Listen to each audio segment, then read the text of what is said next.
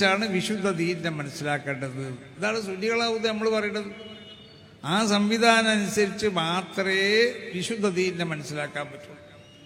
ഈ സംവിധാനങ്ങൾ അനുസരിച്ച് മനസ്സിലാക്കിയതായ ആശയാദർശങ്ങളാണ് അഹ്ലു സുന്നത്തി വൽ ജമാഅത്തിന്റെ ആശയാദർശങ്ങൾ. ഈ ആശയാദർശങ്ങൾ അത് ഖിയാമത്ത് നാൾ വരെ, അല്ലെങ്കിൽ ഈ ദീനിവിടെ നിലനിൽക്കേണ്ട കാലം വരെ ഈ ആശയാദർശങ്ങളെ സംരക്ഷിക്കപ്പെടണം. ആ ആശയാദർശങ്ങളിൽ ഏതെങ്കിലും നിലക്കുള്ളതായ ഉള്ളിലോ അതിലേക്ക് ഏതെങ്കിലും നിലക്കുള്ളതായ വെള്ളം ചേർക്കലോ ഇവിടെ ഉണ്ടായപ്പോൾ അല്ലെങ്കിൽ ഉണ്ടാവുമെന്ന് മനസ്സിലായപ്പോൾ സമസ്ത കേരള ജമീയത്തുൽ ഉലമാക്ക് അന്ന് ജീവിച്ചിരുന്ന മഹാന്മാരാവുന്ന അള്ളാഹുവിൻ്റെ ഔലിയാക്കന്മാരാവുന്ന നേതാക്കന്മാർ അവരതിലേക്ക് നേതൃത്വം നൽകി, അവരതിലേക്ക് ശീലം നൽകി. എന്തുകൊണ്ട്? ഓരോ കാലഘട്ടത്തിലും വിമർശനങ്ങളുണ്ടാവും, ആക്ഷേപങ്ങളുണ്ടാവും, അധിക്ഷേപങ്ങളുണ്ടാവും. അത് മുൻകഴിഞ്ഞ കാലഘട്ടങ്ങളിലൊക്കെ മഹാന്മാരാവുന്ന ഒരു ഇമാമിങ്ങളോ ഒരു ഇമാമ് മതിയായിരുന്നു. ഒരു ഇമാമിൻ്റെ കാലഘട്ടത്തിൽ അല്ലെങ്കിൽ വലിയൊരു പണ്ഡിതൻ മതിയായിരുന്നു. പിന്നീട് കാലങ്ങൾ ഇങ്ങനെ പിന്നിലേക്ക് വരുമ്പോൾ അങ്ങനെയല്ലേ, ഓരോ ഇന്നലത്തെ ദിവസത്തിനേക്കാൾ മോശമായിരിക്കും ഇന്നത്തെ ദിവസം. ഇന്നലത്തെ ദിവസത്തിനേക്കാൾ അക്കല്ലു ഇൽമുനെ കുറഞ്ഞ ദിവസമായിരിക്കുന്നത്. അപ്പോൾ ഓരോ കാലഘട്ടത്തിലും ഇവിടെ ഉണ്ടായിക്കൊണ്ടിരിക്കുന്നത് ഇൽമ് കുറഞ്ഞതായ ആളുകളായി. അങ്ങനെ ഇൽമില്ലാതെ ഇൽമ് തീരെ ഇല്ലാത്ത ആളുകൾ ഫത്വ കൊടുക്കുന്നതായ ഒരു കാലഘട്ടം വരുന്നല്ലേ. ഫാഫ്തൗബി ഒയ്രി ഇൽം, അറിവില്ലാത്തവർക്ക് ഫത്വ കൊടുക്കുന്നതായ ഒരു കാലഘട്ടം വരും. മസലകളെ പറ്റി അതിൻ്റെ യാഥാർത്ഥ്യത്തിനെ പറ്റി മനസ്സിലാക്കാതെ അതിൻ്റെ ആഴത്തിലേക്ക് ഇറങ്ങിച്ചെല്ലാതെ ഫത്വ കൊടുക്കുന്നതായ ഒരു കാലഘട്ടം ഇവിടെ വരുമെന്ന്. ആ കാലഘട്ടം വരുമ്പോൾ പേടിച്ചോളിക്കണമെന്നാണ്. അതായത് ദീനിന് അതിൻ്റെ യഥാർത്ഥ സ്വഭാവത്തിൽ നിന്ന് അതിനെ മാറ്റിമറിക്കപ്പെടും. ആ തെരിതൽ അമത്തു റബ്ബത്തഹ എന്ന് പറഞ്ഞല്ലോ.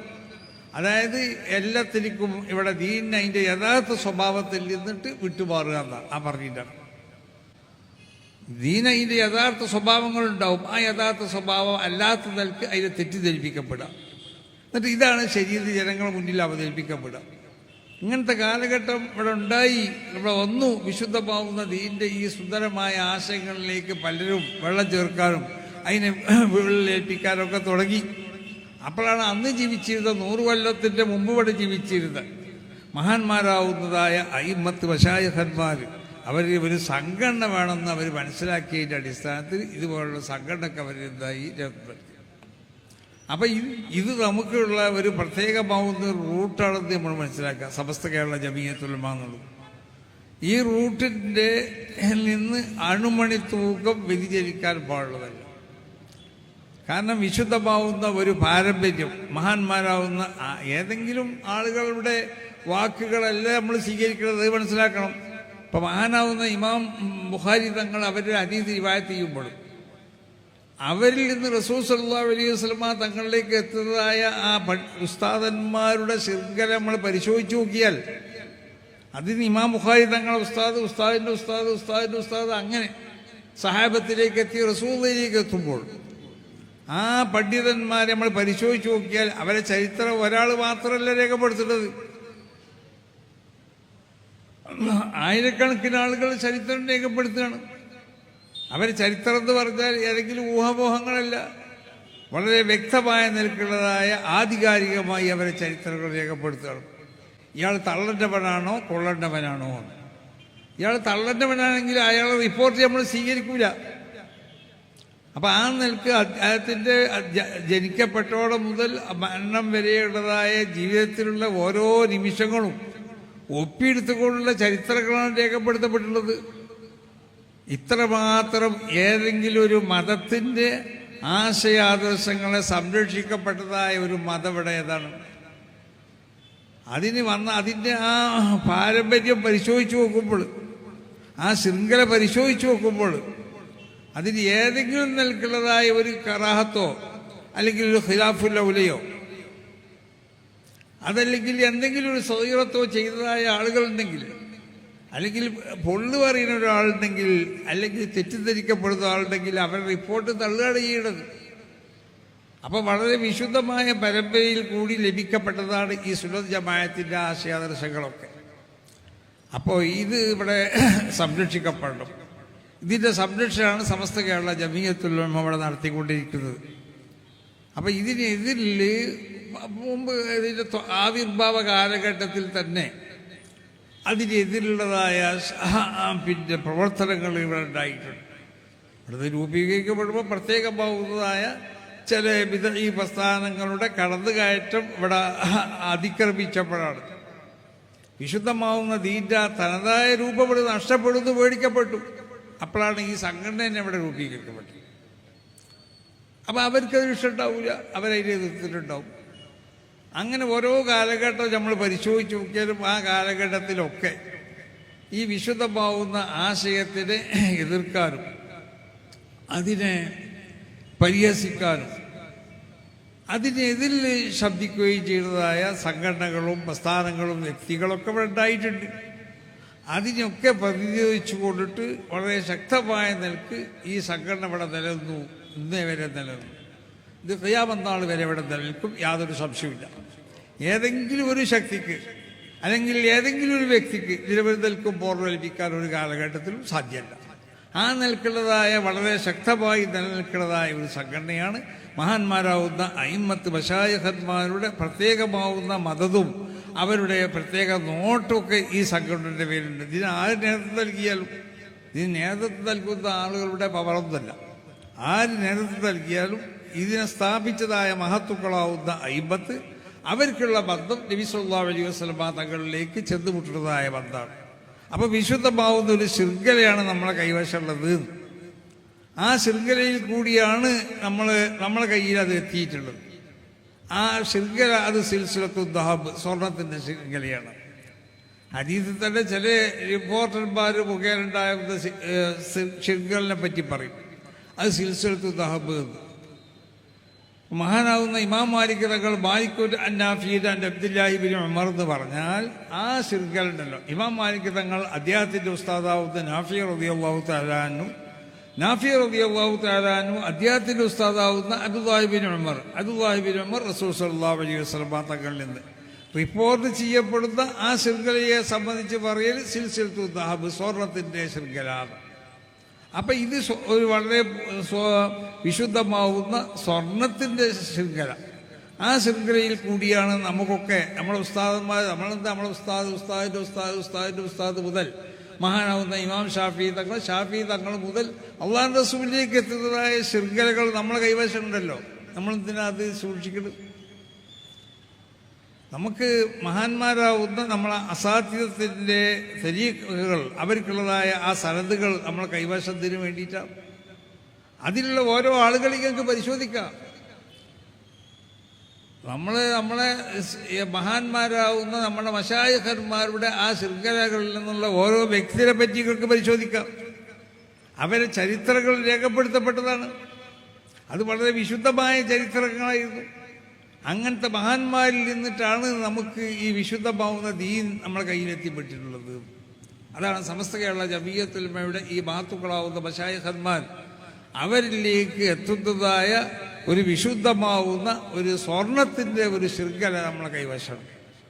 അപ്പം ആ ഒരു ശൃംഖലയിൽ കൂടിയാണ് നമ്മൾ ഈ വിഷയങ്ങളൊക്കെ അവിടെ കൈകാര്യം ചെയ്തുകൊണ്ടിരിക്കുന്നത്, വിശുദ്ധമാവുന്ന ദീനിനെ പഠിക്കുന്നതും പഠിപ്പിക്കുന്നതൊക്കെ. അപ്പം അതുകൊണ്ട് നമ്മളൊരു കാര്യം മനസ്സിലാക്കണം, ഇവിടെ വിശുദ്ധമാവുന്ന ദീൻ, ആ ദീൻ ഇവിടെ സംരക്ഷിക്കപ്പെടണമെന്നുണ്ടെങ്കിൽ അതിലേക്ക് മഹത്താവുന്ന വളരെ വിശുദ്ധമായ ശക്തമായ ഒരു സംഘടന എനിക്ക് ആവശ്യം. ആ സംഘടനയുടെ കീഴിൽ നമ്മൾ അണിനിരന്തം കൊണ്ടിട്ട്, ആ സംഘടനയ്ക്ക് വേണ്ടി പ്രവർത്തിച്ചു കൊണ്ടിട്ട്, ആ സംഘടനയാവണം നമുക്ക് ആഖിറത്തിലേക്കുള്ളൊരു പാലം കൂടിയാണെന്ന് നമ്മൾ മനസ്സിലാക്കണം. ഞാൻ എപ്പോഴും പറയലുണ്ട്, നീ കൂടിയാൽ നിങ്ങൾക്ക് വേറെ ഭൗതികമായ ഒരു സംഗതിയിൽ സമ്പാദിക്കാൻ പറ്റൂല. ഇത് ഭൗതികമായ നേട്ടങ്ങൾക്ക് വേണ്ടി കൂടേണ്ട ഒന്നല്ല. ഇത് ഉഖ്റവിയാവുന്ന നേട്ടങ്ങൾക്ക് വേണ്ടി കൂടേണ്ട ഒരു സംഘടനയാണത്. ഉഖ്റവിയ നമുക്ക് മരണത്തിനെ പറ്റി, മരണാന്തര ജീവിതത്തിനെ പറ്റി വിശ്വസിക്കുന്നവരല്ലേ. മരിച്ചതോടുകൂടി കഴിഞ്ഞിട്ടില്ല. മരണം എന്ന് പറഞ്ഞാൽ എന്താ? ഇന്ത്യക്കാലും ഇന്താരില്ല ദാരിദ്ര്യ ഉഖ്റാന്ന, ഒരു നാട്ടിൽ നിന്ന് മറ്റൊരു നാട്ടിലേക്ക് മാറി താമസിക്കുകയാണ്.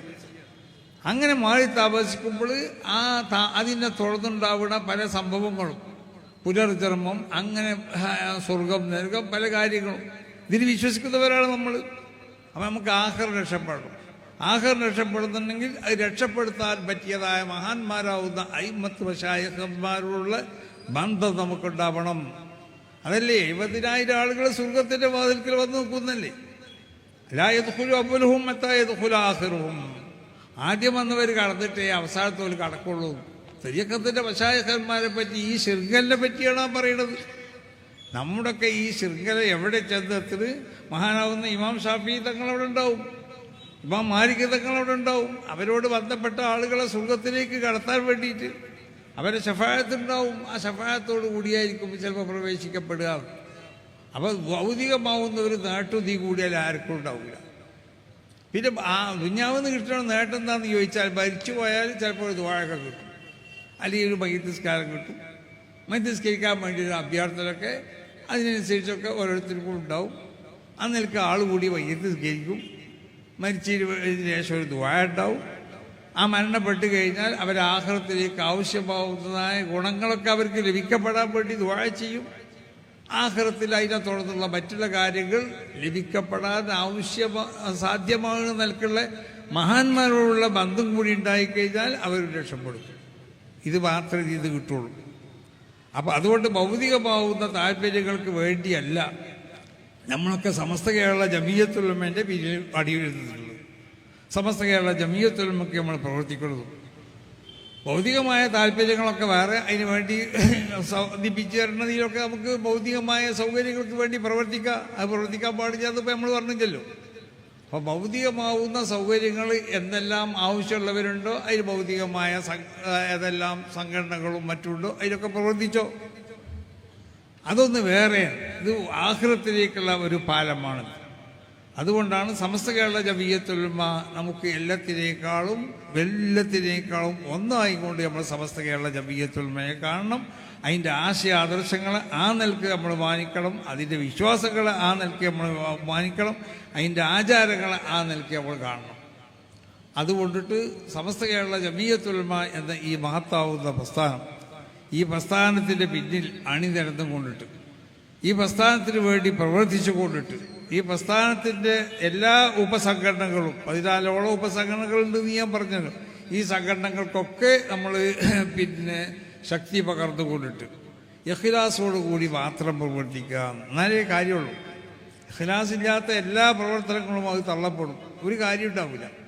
ഇഖ്ലാസോടുകൂടി പ്രവർത്തിച്ചാൽ ആ പ്രവർത്തനത്തിൻ്റെ ഗുണങ്ങൾ നാളെ ആഖിറത്തിൽ കാണപ്പെടും. അങ്ങനെയല്ലേ? അൽ അഅ്മാലു സുവറുൽ ഖായിമ എന്നാണ്. പ്രവർത്തനങ്ങൾ നിന്ന് കാണപ്പെടുന്ന ചില രൂപങ്ങൾ മാത്രം. റൂഹ അൽ ഇഖ്ലാസ്, ഇഖ്ലാസാണ് അതിൻ്റെ ആത്മാവ്. അപ്പോൾ ഇഖ്ലാസോടുകൂടി ഭൗതികമാവുന്ന ഒരു താല്പര്യം ഇതിനു വേണ്ടി പ്രവർത്തിക്കുന്ന നിങ്ങൾക്ക് ഉണ്ടാവാൻ പാടുള്ളതല്ല. ആരെങ്കിലും ഭാഗത്തിൽ നിന്ന് എന്തെങ്കിലും പ്രശംസ പറ്റാൻ വേണ്ടിയിട്ട് ഇതിൽ പ്രവർത്തിക്കാൻ പാടുള്ളതല്ല. എന്തെങ്കിലും നിലക്കുള്ള ഫിത്നക്ക് വേണ്ടി ഇതിൽ പ്രവർത്തിക്കാൻ പാടുള്ളതല്ല. അപ്പോൾ ഇഖ്ലാസോട് കൂടി ആഖിറം രക്ഷപ്പെടണം. ദീനിനവിടെ നമ്മൾ പ്രവർത്തിക്കണം. ദീനാണ് നമ്മൾക്കുള്ള ഏറ്റവും വലിയ ലക്ഷ്യം. ആ ദീനിന് വേണ്ടി പ്രവർത്തിച്ച് മുഅ്മിനീങ്ങളായി കൊണ്ട് ജീവിച്ച് മുഅ്മിനീങ്ങളായി കൊണ്ട് മരിക്കണം. അതിനു വേണ്ടി മാത്രം ഇതുപോലുള്ള സംഘടനകളിലൊക്കെ നമുക്ക് പ്രവർത്തിക്കാം. അത് ആ നിലക്കാവണം നമ്മളെ പ്രവർത്തനം. അത് ഇഖ്ലാസോട് കൂടി നല്ല നീയത്തോടു കൂടി ആവണം. ആ നിലക്ക് സമസ്ത കേരള ജമിയത്തുൽ ഉലമയ്ക്കും അതിൻ്റെ പോഷക സംഘടനകൾക്കും വേണ്ടി പ്രവർത്തിക്കാനും അതിനടിനിരക്കാനും അള്ളാഹു അതിന് വേണ്ട സൗകര്യങ്ങൾ ചെയ്തു കൊടുക്കാനൊക്കെയുള്ള തൗഫീഖ് അള്ളാഹു സുബ്ഹാനഹു വ തആല നമുക്കൊക്കെ നൽകട്ടെ.